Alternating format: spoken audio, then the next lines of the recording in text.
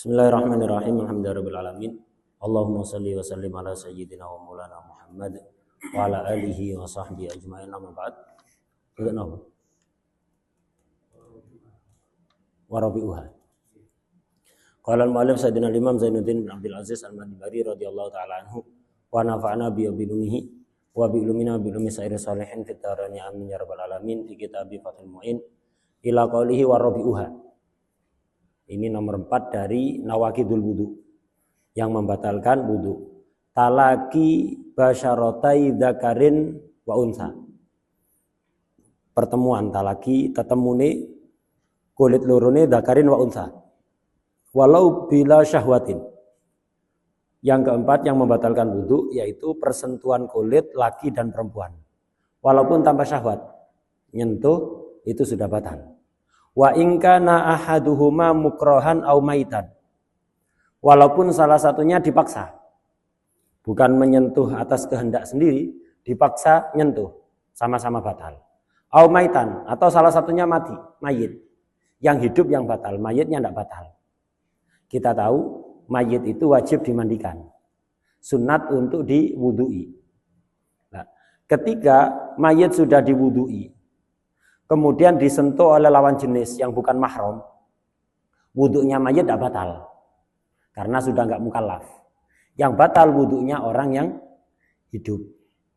Saya misalnya punya wudu, nyentuh mayit perempuan yang bukan mahram. Saya yang batal. Wudunya mayit enggak batal. Wa in kana ahaduhuma mukrohan au maitan atau mayit. Lakin la yanqudu wudu'ul mayit. Wudunya mayit tidak batal. Wal muradu bil basyarati, tadi kan yang membatalkan itu persentuhan kulit laki dan perempuan. Wal muradu bil basyarati ghairus sya'ri was-sinni wad-dhufri. Yang dimaksud kulit itu selain rambut, gigi dan kuku. Jadi daging kalau misalnya kulitnya mengelupas, kayak ada orang misalnya kena air panas, kulitnya ngelupas, nasallallahu alaihi wal afiyah. Nah, dagingnya yang tampak setelah kulitnya mengelupas itu disentuh batal. Loh, katanya talaki basyaratai dzakar wa unsa, persentuhan kulit laki dan perempuan. Ini kan bukan kulit. Nah, ini yang dimaksud kulit di sini pokok selain rambut, gigi dan kuku. Rambut, gigi dan kuku. Nah, itu yang dimaksud basyarah. Jadi daging yang kulitnya mengelupas termasuk basyarah di sini. Qala Syekhuna Ibnu Hajar wa ghairu batinil aini. Begitu juga bagian dalam mata. Itu tidak masuk juga itu. Ini yang selaput mata itu, ya. Yang selaput mata bagian dalamnya ini yang ketika melek kelihatan. Lah itu disentuh juga tidak batal. Kalau kelopak matanya ini disentuh membatalkan. Batinul ain itu maksudnya yang ini, yang kalau selaput matanya itu ya. Nah itu ketika dibuka kelihatan. Nah itu seandainya disentuh oleh lawan jenis, wudunya tidak batal. Tidak termasuk kategori basyarah. Jadi ghairus sya'ri was-sinni wad-dhufri wa batinil aini. Ini menurut Imam Ibnu Hajar. Ditambah juga enggak disebutkan di sini. Tulang yang tampak. Nas'alullah wa'alafiyah. Misalnya sebagian orang luka terlalu dalam lukanya sampai tulangnya itu kelihatan. Nah, tulangnya itu disentuh tidak membatalkan. Kalau daging yang mengelupas tadi disentuh membatalkan. Tapi kalau tulang yang tampak gara-gara kulitnya dagingnya mengelupas, nah itu disentuh tidak membatalkan. Jadi yang tidak dikatakan kulit itu rambut, gigi, kuku. Sepakat ini. Imam Ibnu Hajar dan Imam Romli sepakat. Imam Ibnu Hajar nambahi lagi 2. Apa? Selain bagian dalam mata, selaput mata itu, dan selain tulang yang tampak. Itu juga tidak dikatakan kulit, sehingga tidak membatalkan menurut Imam Ibnu Hajar. Kalau Imam Romli, enggak, itu termasuk basyarah itu. Bagian dalamnya mata, tulang yang tampak, itu menurut Imam Romli kategori basyarah. Sehingga kalau disentuh, membatalkan. Nah, jadi untuk yang 3 sepakat ya. Sya'ru, sinnu, dhufru, ini sepakat bukan basyarah. Disentuh enggak membatalkan. Untuk batinul ain dan admun dohar, admun yang dohir, tulang yang tampak, ini khilaf. Menurut Imam Ibnu Hajar tidak termasuk basyarah, sehingga tidak membatalkan. Menurut Imam Romli membatalkan itu. Khilaf. Dalil kenapa persentuhan kulit laki dan perempuan itu membatalkan wudu, wa dzalika liqaulihi ta'ala aula mastumun nisa ay lamistum. Ayatnya la mastum, la masa, fa'ala. Berarti seolah-olah ada musyarakah, saling menyentuh kan berarti kan ya. Yang laki-laki menyentuh, yang perempuan menyentuh, saling menyentuh. Tapi di sini ditakwil la mastum, wazan fa'ala, tapi bermakna sulasi mujarrad, bermakna lamisa ya. Gitu. Ai lamistum. Termasuk yang membatalkan wudu adalah aula mastumun nisa, menyentuh perempuan. Menyentuh perempuan dengan syarat-syarat yang nanti akan disebutkan. Dohirnya ayat mutlak, pokok nisa. Itu pokok nisa. Lah ini yang diambil oleh Imam Abu Dawud Al-Dhahiri. Imam Abu Dawud Al-Dhahiri itu pokok nyentuh perempuan batal walaupun mahram, walaupun masih kecil. Batal mutlakon menurut Imam Abu Dawud Al-Dhahiri. Kenapa? Ngambil dohirnya ayat. Dikatakan aula mastumun nisa, tidak dikatakan al-ajnabiyah, enggak. Tidak dikatakan al-kabirah, enggak. Mutlak. Nah, jadi ngambil dohirnya ayat, akhirnya pokok persentuhan laki dan perempuan kecil atau dewasa, mahram atau bukan, itu membatalkan menurut Imam Abu Dawud Al-Dhahiri. Kalau Imam Syafi'i enggak, nanti ada beberapa qaid. Batal itu jika bagaimana nanti akan disebutkan. Walau syakka, ada orang ragu. Hal ma lamisahu sya'run au basyaratun lam yantaqid. Jadi kalau ada orang ragu, apakah yang dia sentuh itu rambut atau kulitnya, tidak batal. Jadi misalnya nyentuh, persentuhan terjadi, dia terasa menyentuh perempuan yang ada di sampingnya, tapi dia ragu, yang tersentuh tadi itu rambutnya atau kulitnya. Begitu juga yang tersentuh tadi pakaiannya atau kulitnya, ragu. Sebelumnya dia sudah yakin punya wudu, dikembalikan ke kaidah al yakin la yuzalu bisyak. Keyakinan tidak bisa dikalahkan oleh keraguan. Nah, tadi yakin punya wudu. Sekarang ragu batal atau tidak, ngambil yang yakin, berarti tetap punya wudu. Lam yang takid tidak batal. Kama law waqa'at yaduhu ala basyaratin. Sebagaimana jika ada orang tangannya itu jatuh ke kulit, jelas nyentuh kulit. Nah, jadi ada orang jelas-jelas nyentuh kulit, cuma layak lamu. Dia tidak ngerti. Ahia basyaratu rajulin awimro'atin. Sama ini juga tidak batal. Seperti tawaf misalnya. Tawaf itu kan campur lagi perempuan begitu. Nah, ketika tawaf hati-hati kepingin tidak batal, kok kemudian nyentuh sampingnya. Lah di sampingnya ini ada laki-laki, ada perempuan. Yang tersentuh tadi siapa? Laki apa perempuan? Tidak tahu. Ya udah berarti tidak batal. Kenapa? Jelas-jelas dia punya wudu, berarti yakin punya wudu. Sekarang ragu batal atau tidak? Ragu. Apakah laki-laki yang disentuh atau perempuan? Kalau laki-laki yang disentuh, tidak batal. Kalau perempuan yang disentuh, batal. Ragu. Al yakin la yuzalu bisyak. Ini nomor 2. Atau begitu juga tidak batal ketika ragu begini. Au syakka. Hal lamisa mahroman au ajnabiyatan. Itu. Seperti ketika tawaf. Ketika tawaf, di sampingnya itu ada kakak perempuannya mahram, ada istrinya nggak mahram. Itu. Istri nggak mahram nyentuh ya batal. Nah, jadi tawaf di sampingnya ada kakak perempuannya, ada istrinya. Nyentuh, jelas-jelas nyentuh kulit. Tapi kulitnya siapa yang tadi yang tersentuh? Kulit istrinya batal berarti. Ataukah kulit kakak perempuannya berarti tidak batal, ragu. Tadi yakin punya wudhu, sekarang ragu batal atau tidak. Al yakin la yuzalu bisyak.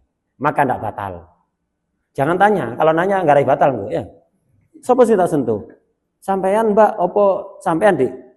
Aku Mas, batal. Sopo ngomong takonnya? Pertanyaanmu gak batal ya. Pertanyaan kamu menyebabkan batal. Enggak usah takon gendeng-gendeng. Sing penting aja gendeng temenan ya. Itu meneng aja cuek gitu aja. Enggak batal ya. Au syakka hal lamisa mahraman au ajnabiyatan. Wa qala Syekhuna Ibnu Hajar fi Syarhil Ubab. Imam Ibnu Hajar punya kitab namanya Syarah Ubab. Sampai sekarang belum dicetak, masih manuskrip tulisan tangan. Mungkin ya karena enggak lengkap. Jadi beliau ngarang kitab Syarah Ubab namanya Al-I'ab. Syarah Ubab Al-Ubab karangan Imam Al-Muzajjad, orang Yaman. Disarai oleh Imam Ibnu Hajar namanya I'ab. Imam Romli juga punya syarah. Sama-sama enggak dicetak ini. Syarahnya Ubab ini wallahu alam apa hikmahnya. Jadi syarahnya Imam Romli juga sampai sekarang belum ada wujudnya ya. Dalam bentuk cetakan. I'abnya Imam Hajar ada makhtutat manuskrip tapi belum tercetak. Wallahu alam apa sirnya, ada hikmahnya di situ. Yang jelas Al-Muzajjad ini Al-Ubab, kitab Al-Ubab ini karangan Imam Muzajjad ini kitab yang sudah teruji keikhlasannya. Jadi Imam Al-Muzajjad ini seorang pakar fikih yang punya guru wali. Pembesar aulia, tokoh tasawuf. Namanya Imam Ibnu Alwan. Itu. Namanya Imam Ibnu Alwan. Rodok jadab, orangnya jadab. Gitu. Nah, jadi Imam Muzajjad ini setelah ngarang kitab, belum tidak dikasih nama. Setelah ngarang kitab jadi selesai, kitab fikih. Lumayan gede kitab Ubab ini sekitar 4 jilid mungkin. 4 atau lebih. Itu saya pernah ngelihat kalau Ubabnya ada. Itu sarahnya yang belum ada sampai sekarang, belum ada yang tercetak. Nah, ini setelah selesai ngarang, ditunjukkan ke gurunya Imam Ibnu Alwan itu. Waktu itu Imam Ibnu Alwan sedang zikir bareng-bareng sama santri-santrinya. Dan karena cuaca dingin, beliau menyalakan api untuk menghangatkan tubuh. Begitu diserahkan kitab itu oleh Ibnu Alwan langsung ditaruh di atas bara api yang menyala sangat besar itu. Ditaruh di situ. Kaget Imam Ustaz, aduh, palang. Jadi kitabnya itu ditaruh di atas apa? Di atas api yang menyala sangat besar itu. Udah, zikir dilanjut. Ketar-ketir, tapi iki guruku wali, tak kira sekarang lanjut aja ikut zikir. Setelah zikir lama selesai, kitab tadi diambil lagi, tidak ada satu lembar pun yang terhapus. Diambil cuman ada sedikit abu-abu bekas pembakaran kayu tadi itu dibersihkan.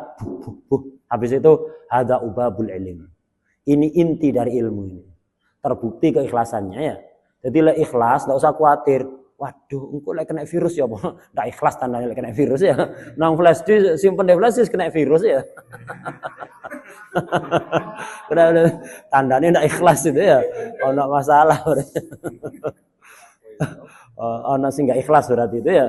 Itu ono sing enggak ikhlas. Mumpung kok tinggal gaji nang YouTube hilang apa ya. Itu. Lek apa? Lek ikhlas ndak usah khawatir kayak Jurmiyah itu. Jurmiyah itu dibuang ke laut, utuh. Padahal tinta dulu kena air ya langsung luntur. Jurmiyah itu enggak. Ubab itu juga gitu, ditaruh di atas api enggak terbakar sama sekali. Kenapa? Lillahi ta'ala. Itu. Allah itu al-baqi. Maka kalau kepingin awet, ya harus ta'alluq bil baqi. Hati kita itu terikat dengan Allah yang maha kekal baqi. Maka akan dikekalkan oleh Allah subhanahu wa ta'ala. Awet. Itu makanya ulama-ulama yang ikhlas dari dulu itu sampai sekarang kitabnya kita baca. Gitu. Sampai sekarang kitabnya kita baca. Kenapa? Ikhlas. Gitu. Jadi ta'alluqnya bil baqi, Allah yang punya sifat baqa. Karena Allah itu punya sifat baqa, siapapun yang tujuan utamanya itu adalah Allah al-baqi akan dikekalkan oleh Allah. Awet. Awet. Sing rame-rame di medsos-medsos itu ndak tahu awet. Ono zaman ini marun wis buyar ilang. Begitu. Ya gara-gara itu. Ndak ta'alluq bil baqi, tapi ta'alluq bil fani yang rusak itu. Makhluk rusak. Qala rahimahullah, ausyaka halam wa qala syekhuna fi syarhil ubab. Imam Ibnu Hajar punya syarah ubab namanya Al-I'ab.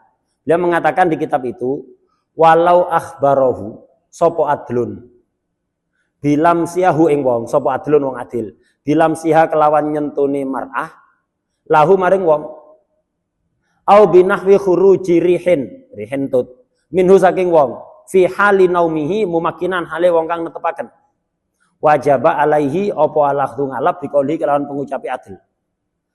Tadi kan ketika ragu, maka yang dimenangkan yakinnya ya. Yakin punya wudu, kemudian ragu batal atau tidak, berarti tetap punya wudu. Kenapa? Al yakin la yuzalu bisyak. Omongannya orang adil itu tidak mesti benar, tapi menimbulkan don benar. Kalau ada orang adil, orang jujur, dia itu nggak fasik, dia itu ya menjaga muru'ah, menghindari dosa besar, tidak overdosis dosa kecil. Nah, orang kayak gini kalau ngomong nggak mesti benar, tapi dugaan kuat benar. Berarti kan don kan ya, omongannya orang adil itu don. Nah, syak versi fikih itu tidak sama seperti dengan syak versi usul fikih. Kalau dalam usul fikih dibedakan antara syak dengan don. Syak itu ragu 50-50, berimbang. Kalau don itu ada dugaan yang kuat, ada persangkaan yang lemah. Wahm namanya. Don lawannya wahm.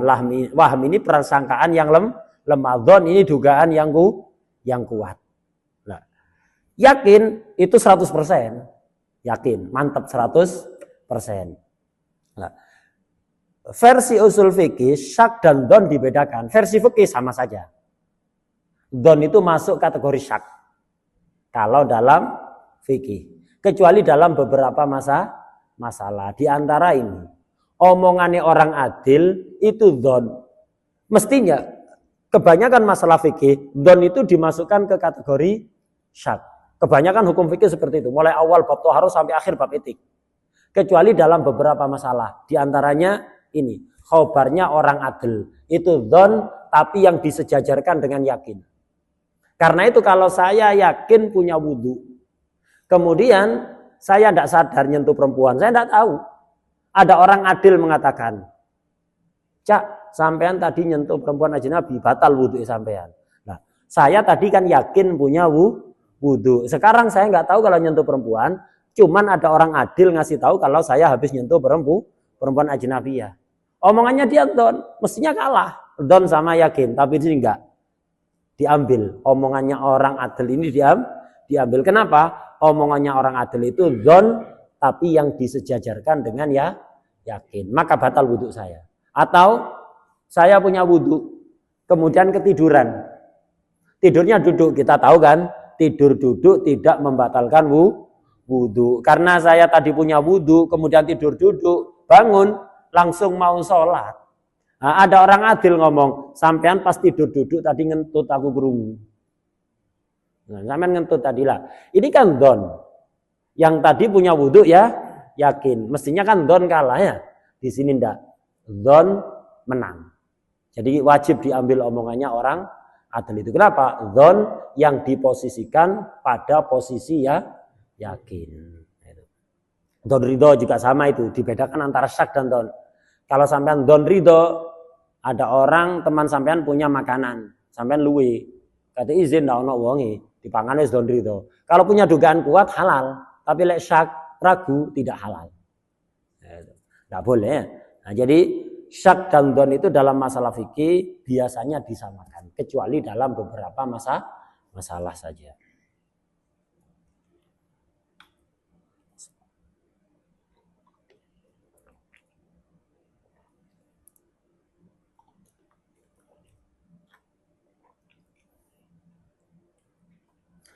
Bikibarin, tadi termasuk yang membatalkan wudu adalah talaki basyarotai dzakarin wa unsa, tapi bikibarin kelawan gede atau sartani gede fihima ing dalem zakar wa unsa.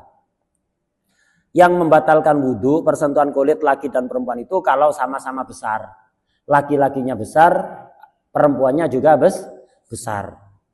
Nah, itu baru batal. Kalau sama-sama kecil atau salah satunya kecil, dua-duanya tidak batal. Alhamdulillah. Ya, antikumullah wasalamualaikum. Falanakdo bitalakihima kelawan tetemune basarotai dakarin wa unsa tadi di atas itu. Kelawan tetemune basarotai dakarin wa unsa ma'asi ghorin sartani cilik fihima ing dalam dakar wa unsa au fi ahadihima. Nah, kalau dua-duanya kecil atau salah satunya kecil, satunya gede, satunya kecil, tidak batal. Walaupun terjadi persentuhan kulit. Alasannya apa? Lintifai madinnatis syahwati krono ora anane nggon penyonone syahwat. Nggon penyono itu potensi. Bahasa sekarangnya itu potensi.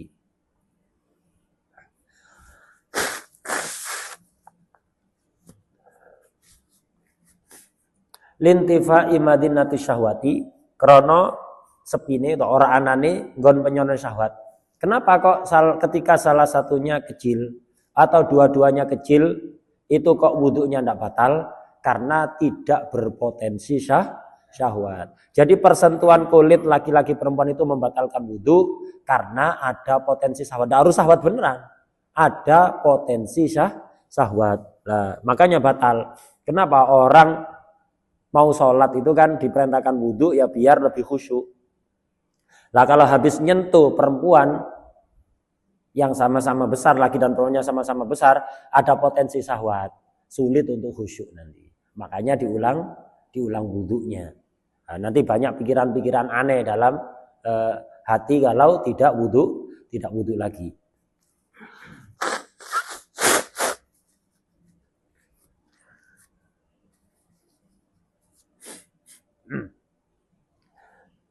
Jadi yang dianggap di sini potensinya. Jadi kalau salah satunya kecil disentuh tidak batal karena apa? Tidak ada potensi syahwat. Walaupun kenyataannya syahwat. Berarti apa? Kelainan berarti ya. Mesti ini tidak syahwat mesti ini. Lo kok syahwat tetap tidak batal. Sebagaimana ketika nyentuh sesama dewasa ya, sesama tidak harus dewasa besar. Itu batal karena apa? Ada potensi syahwat. Walaupun kenyataannya tidak syahwat. Jadi yang dianggap potensinya.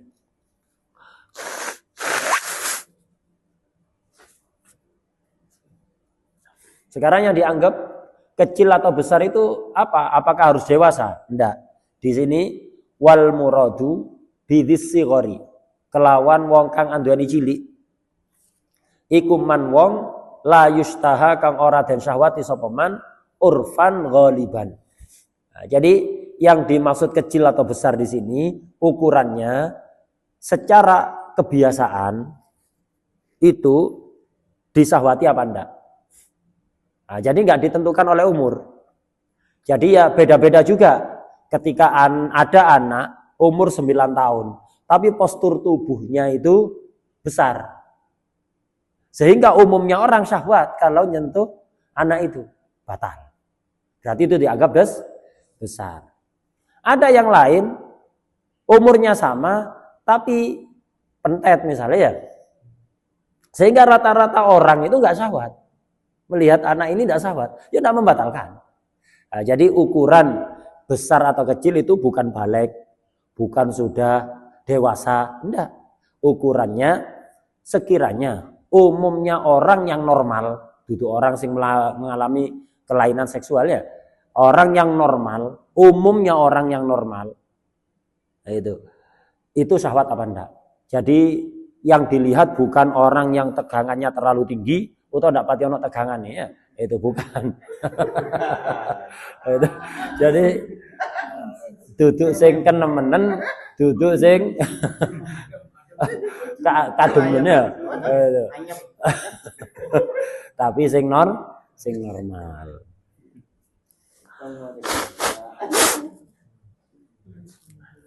Dan yang mentalnya belum rusak. Ono orang mentalnya rusak. Jadi apa? Gampang syahwat. Bahkan kadang-kadang kepada yang tidak mestinya disahwati. Nah, itu mentalnya rusak itu. Mentalnya rusak. Bukan itu yang dianggap. Yang dianggap orang yang mentalnya normal. Syahwatnya juga normal. Itu yang dianggap.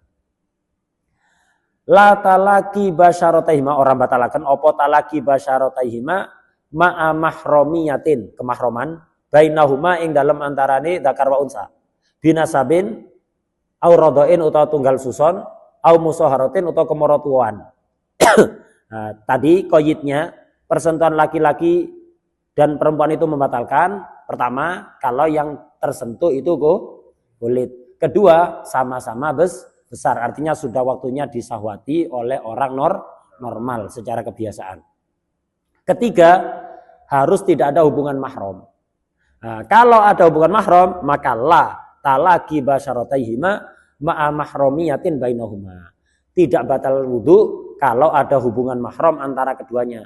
Baik mahram dari nasab yang jumlahnya ada 7, atau mahram dari tunggal suson sama ada 7, atau mahram dari kemorotuan yang jumlahnya ada 4.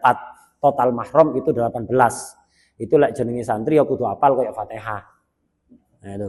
Mahram itu totalnya ada 18. 7 dari nasab, 7 dari rodok, 4 dari musoharoh. Nah, yang dari nasab disebutkan di dalam Al-Quran. Hurrimat alaikum ummahatukum wa banatukum wa akhawatukum wa ammatukum wa khalatukum wa banatul akhi wa banatul ukhti. 7 nih. Hurrimat alaikum ummahatukum, ibu. Artinya ibu ini ibu, nenek terus ke atas. Itu mahram. Baik nenek dari ayah atau nenek dari ibu. Buyut terus ke atas. Yes.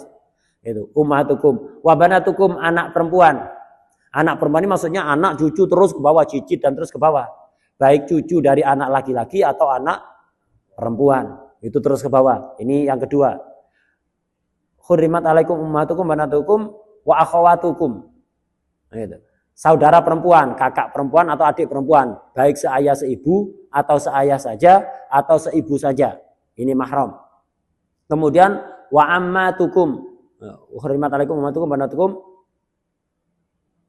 wa akhawatukum wa hurrimat alaikum ummahatukum wa banatukum wa ammatukum wa khalatukum, ya, wa akhawatukum wa ammatukum wa khalatukum wa banatul akhi wa banatul ukhti, ya. Yang keempat itu ammah.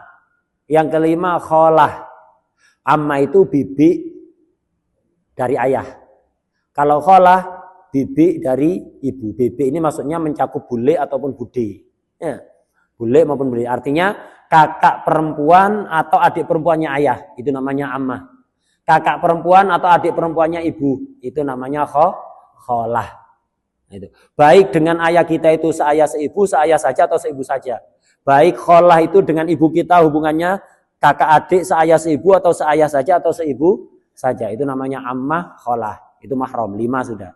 Yang keenam wabanatul akhi, yang ketujuh wabanatul ukhti, keponaan. Anaknya kakak atau adik laki maupun perempuan. Saya punya kakak perempuan atau adik perempuan. Anak perempuannya ini mahram. Saya punya kakak laki-laki, adik laki-laki. Anaknya yang perempuan itu juga mahram lah. 7 ini mahram dari nasab. Dari tunggal suson sama persis 7 itu. Nah, total 14. Ditambah 4 dari musaharoh. 4 dari musaharoh ini siapa? Ibu mertua, menantu, ibu tiri, sama anak tiri, ya. Itu 4 ini. Jadi apa? Ibu tiri, istrinya ayah yang bukan ibu kita, ya.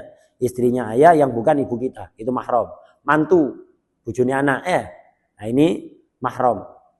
Itu bojone mahram. Kemudian apa? Ibu mertua. Ibu mertua artinya ibunya istri kita. Lah ibu kualone ndak mahram. Jadi misalnya saya punya mertua laki-laki, menikah lagi dengan wanita lain, bukan ibunya istri saya, tidak mahram saya ke situ. Ibu mertua maksudnya ibunya istri, terus ke atas, mbah perempuannya istri, buyut perempuannya istri, terus ke atas itu mahram. Kemudian siapa? Anak tiri, ya. Jadi ada laki-laki menikah dengan janda, janda ini punya anak perempuan, lah anak perempuan ini juga mahram asal sudah kumpul ambil ibu. Begitu. Itu 4. Jadi total mahram itu ada 18. Nah, kalau mahram laki perempuan terjadi persentuhan kulit itu tidak membatalkan wudu. Alasan nih, lintifai madhinnati syahwati, sama kayak tadi. Karena tidak ada potensi syahwat, karena wong normal itu ya ndak syahwat kepada mahromi. Walaupun kenyataannya dia syahwat misalnya, tetap yang dianggap madinahnya, potensinya. Potensi syahwat tidak ada. Sampai syahwat berarti ya setan ke isini untuk ini ya. Nah itu. Sama seperti zaman sekarang banyak kan di berita itu berita aneh-aneh itu ya. Nah itu. Lah UTE isini setan. Jadi bukan UTE dileboni setan, UTE jadi peternakan setan misalnya. Itu. Enggak tahu zikir, enggak tahu maca Quran. Itu enggak tahu hadir majelis ilmu, majelis zikir. Ya tadi peternakan setan, duduk kerasukan setan, peternakannya setan misalnya. Ya enggak kira nyengkir yang peternakannya. Nah, jadi lintifai madinati syahwa. Walau istabahat lan lamun serupa sapa mahramuhu mahrame wong bi ajnabiyatin kelawan pira-pira wadon ajnabiyah mahsuratin kang terbatas. Falamisa mongko ngutik sapa wong wahidatan ing wadon siji minhunna saking ya tadi itu mahsurat lam yantaqid mongko ora batal sapa wong wa kadalan kaya mengkono-mengkono mahsurat itu bi ghairi mahsuratin lan kaya mengkono-mengkono lam yantaqid ya bisa bi ghairi mahsuratin kelawan wadon kang ora terbatas alal aujai yang atas pendapatkan unggul. Jadi kalau ada mahram istibah, ini nggak tahu lek onok mahram. Jadi pokoknya misalnya biasa iki onok wong rabi singit-singitan ngene ya. Itu misalnya rabi singit-singitan nang Rembang. Ndak cerita nang anake. Ya. Cuman tahu cerita bapake apa sebelum meninggal ayahnya ini meninggal le. Kon duwe dulur wedok le. Dikali sat misalnya. Kan tuh dulur wedok dikali sat di RT papat misalnya ya. Nah, misalnya begitu RT papat, RW papat misalnya. Misalnya seperti itu. Lah, dia enggak tahu. Pergi ke sana. Pergi nang kalisat. Katin dolei. Punya wudu. Nah, punya wudu. Tutuk kono wayahe qomat di masjid. Kesusu-kesusu nang masjid. Kesusu-kesusu nang masjid. Ada jamaah perempuan kesenggol salah satu mereka. Yang umurnya kira-kira ya umur layak tadi saudara perempuannya dia. Nyentuh. Tidak batal. Kenapa? Kan ada kemungkinan ini saudara perempuan yang dimaksud tadi itu ya. Baik perempuan yang di situ itu, yang seumuran apa saudara perempuannya itu mahsurah atau ghairu mahsurah. Mahsurah itu artinya kalau kumpul di lapangan langsung bisa dikira-kira jumlahnya. Itu mahsurah. Kalau ghairu mahsur itu sangat banyak sehingga nggak bisa dikira-kira jumlahnya. 1.500 itu nggak terbatas itu namanya ghairu mahsurah. Nggak bisa dikira-kira jumlahnya berapa ketika kumpul di lapangan 10, 30 kumpul di ruangan itu iso paling 30. Nggak kadang ngitung di delok itu langsung bisa ngiro-ngiro. Meleset tau nggak pati akeh. Ya. Nah, itu namanya mahsurah. Baik yang di sana itu perempuannya mahsurah atau ghairu mahsurah. Nyentuh salah satu tidak batal. Kenapa? Tadi yakin punya wudhu, sekarang ragu batal atau tidak. Kenapa? Yang disentuh ini mungkin saudara perempuannya, mungkin tidak. Walaupun wajahnya tidak mirip blas, tidak mesti mirip. Atau misalnya sing bapaknya misalnya wireng, lah sing tersentuh tadi putih. Bisa jadi. Ya, tidak mesti kadang bapaknya putih, anaknya wireng, atau bapaknya wireng, anaknya putih, tidak mesti, tidak menjadi penentu. Kayak dulu Sayyidina Usama, ini putranya Sayyidina Zaid. Sayyidina Zaid itu dulu diangkat anak oleh baginda Rasulullah SAW. Dianggap kaya anak wis, diperlakukan dadi kaya anak, persis kaya anak. Dulu di awal-awal Islam tidak ada masalah, tapi kemudian dilarang. Ngangkat anak artinya ngerawat anaknya orang, nggak apa-apa, ibadah, pahala, tapi jangan diperlakukan persis seperti anak. Ya, lek perempuan ya ndak mahram kecuali kalau disusoni biyen sik bayi dengan syarat-syarat. Ndak mahram. Kemudian apa? Ketika misalnya salah satunya meninggal ya ndak saling dapat warisan. Nah, dan seterusnya. Itu. Dan ndak punya hak kewalian kepada anak sing angkat itu dan seterusnya. Nah, jadi lek ngerawat anaknya orang nggak ada masalah, tapi tetap tidak persis seperti anak lebihan awal Islam persis koyo anak wisan. Hatta binnya diganti. Zaid itu dulunya diganti Zaid bin Muhammad sallallahu alaihi wasallam. Tapi kemudian setelah dilarang oleh Allah itu tidak dinisbatno kepada ayahnya yang asli. Lah, Sayyidina Zaid ini setelah dilarang tabani oleh Al-Qur'an, tapi tetap oleh Rasulullah tetap diperhatikan, ya diperlakukan seperti anak, diperlakukan tapi enggak dianggap, enggak disamakan persis seperti anak. Perlakuan secara akhlak saja itu koyok nang anak, dicintai oleh Rasulullah SAW. Sayyidina Zaid itu gantengnya luar biasa. Punya anak namanya Usama. Wireng. Jadi Usama tidak mirip blas. Itu. Sama sekali tidak mirip wajahnya. Sampai orang-orang itu ngomongi. Nah, Sayyidina Zaid dicintai oleh Rasulullah SAW. Sayyidina Usama juga sangat disayangi oleh Rasulullah. Kenapa? Anak dari orang yang dicintai. Nah, akhirnya dicintai. Kemudian orang-orang, sebagian orang sing cangkemnya tidak diselamati ya, itu ngomong-ngomong sehingga enak. Bener tahu sama anak Zaid itu, mosok tidak pantas. Zaid itu ganteng putih anaknya, tidak ganteng, ireng, segala macam lah diomongi macam ini. Nah, itu menyakiti Rasulullah SAW. Kenapa? Rasul sangat sayang pada Sayyidina Zaid dan sangat sayang kepada Usama. Nah, Sayyidina Usama seperti itu, tidak putih ya karena nurun nang ibu'i. Ibu'i itu siapa? Rasulullah dulu punya pembantu warisan dari abahnya siapa? Ummu Aiman ya, Barokah Al-Habasyiyah. Ummu Aiman ini pembantu berasal dari Ethiopia sana, Afrika, ya berkulit hitam. Nah, itu ya kulit hitam ada di Arab, jarang ada yang mau menikahi. Jarang ada yang mau menikahi. Padahal Rasulullah perhatian nemen soal iki peninggalan toko abai biyen yo khidmah nang abai, khidmah nang ibuke, barengi beliau ketika ziarah ke Madinah itu kan barengi beliau untuk memakamkan ibunda beliau di Abwa itu. Jadi Rasul ingin membahagiakan Ummu Aiman ini. Nah, jarang wong sing gelem menikahi. Akhirnya apa? Sayyidina Zaid wong lanang sing nemen gantenge, gagah, ganteng putih menikahi Ummu Aiman demi apa? Demi membahagiakan Rasulullah SAW. Siap apapun ya demi membahagiakan Rasulullah SAW. Akhirnya Rasulullah seneng, tambah bahagia. Gitu. Nah, punya anak Usama ini miripin nang ibu ya. Bukan mirip kayak diomongnya menyakiti Rasulullah SAW. Akhirnya waktu itu ketika sedang Sayyidina Zaid ini tiduran jejer ambek putrane Usama ini ketutup wajah awake ketutup sikile tok ketok. Lah datang ada orang Bani Mudlij.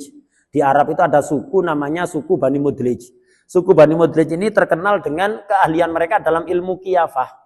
Ilmu qiyafah itu apa? Mengetahui hubungan nasab antara orang walaupun tidak kenal. Ada naluri. Keahlian khusus tidak bisa dipelajari. Keahlian bawaan. Orang-orang Arab yang terkenal ahli ilmu itu orang-orang suku Bani Mudlij. Ilmu qiyafah namanya. Jadi misalnya ada orang satunya sepuh, satunya muda. Wajahnya tidak mirip belas.